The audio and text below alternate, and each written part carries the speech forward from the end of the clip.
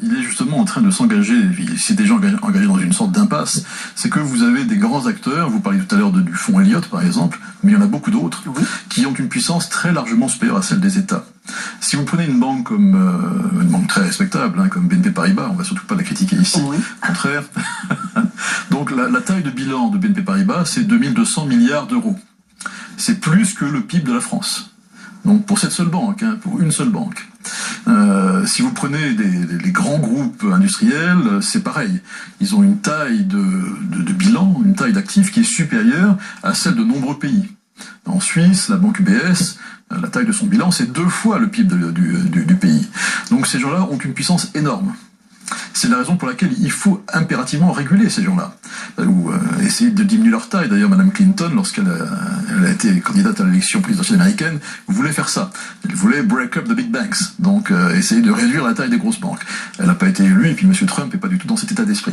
Donc voilà, ces gros acteurs-là deviennent des gens qui déforment totalement les règles à leur profit.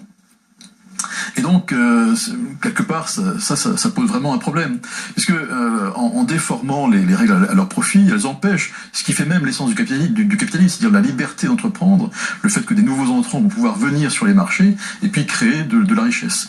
Et ça concourt au fait que le capitalisme voit la croissance petit à petit s'éroder. Alors vous parlez aussi bien sûr du rôle des traders qui sont mis en cause dans la faillite de certaines banques, de certains pays également, ça doit certainement entraîner une chute. Vous m'avez fait rire aussi avec le terme de fourrer le client ou farcir le client. Voilà. Et puis, alors là j'ai retenu quelque chose, c'était page 136. Alors parce que j'écris, il y a quelques éléments qui sont censés. Mais vous cassez les économistes. Pour eux, ce sont des mauvais, qu'on appelle ça, qui n'ont pas une bonne façon, bonne vision. Si vous voulez, le problème de l'économie, c'est que, alors tout à l'heure j'ai parlé de science, c'est pas vraiment une science.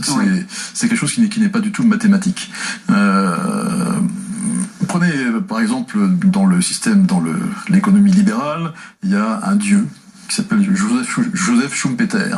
Voilà, tous ceux qui vont à l'université apprennent Schumpeter, et puis quand vous allez voir les députés à l'Assemblée nationale, ils citent Schumpeter, la destruction compétitive, etc. Donc des grandes théories. Ce type-là était un tocard. C'était c'était un Autrichien. Il a été ministre des Finances de son pays. Il l'a quasiment ruiné. Après, il a été à la tête d'une banque. Il l'a aussi ruiné. Et puis, comme il a ruiné tout le monde, il est allé enseigner l'économie. Voilà, Schumpeter, c'est un premier exemple. Prenez le prix Nobel de l'année 1993. Il a été attribué à 2 économistes, Eugène Fama et puis un autre qui professe 2 thèses exactement inverses. Eugène Fama, lui, il pense que les marchés sont efficients, et l'autre qui a partagé le prix Nobel d'économie professe exactement la thèse inverse. Donc prenez, qu'est-ce que je pourrais prendre comme exemple, je sais pas, M. Strauss-Kahn par exemple, qui lorsqu'il a quitté le FMI, après avoir soldé ses ennuis judiciaires, il a fondé un fonds d'investissement, que lui aussi, il a mené à la faillite avec un passif de 100 millions d'euros, ce qui n'est même pas tout à fait rien. Prenez la très grande faillite bancaire de la fin des années 90. Donc c'est 2 prix Nobel qui se sont alliés pour fonder un fonds qui s'appelait LTCM, Long Term Capital Management. Et ce fonds a été, au départ, couronné de succès. Il est devenu absolument énorme.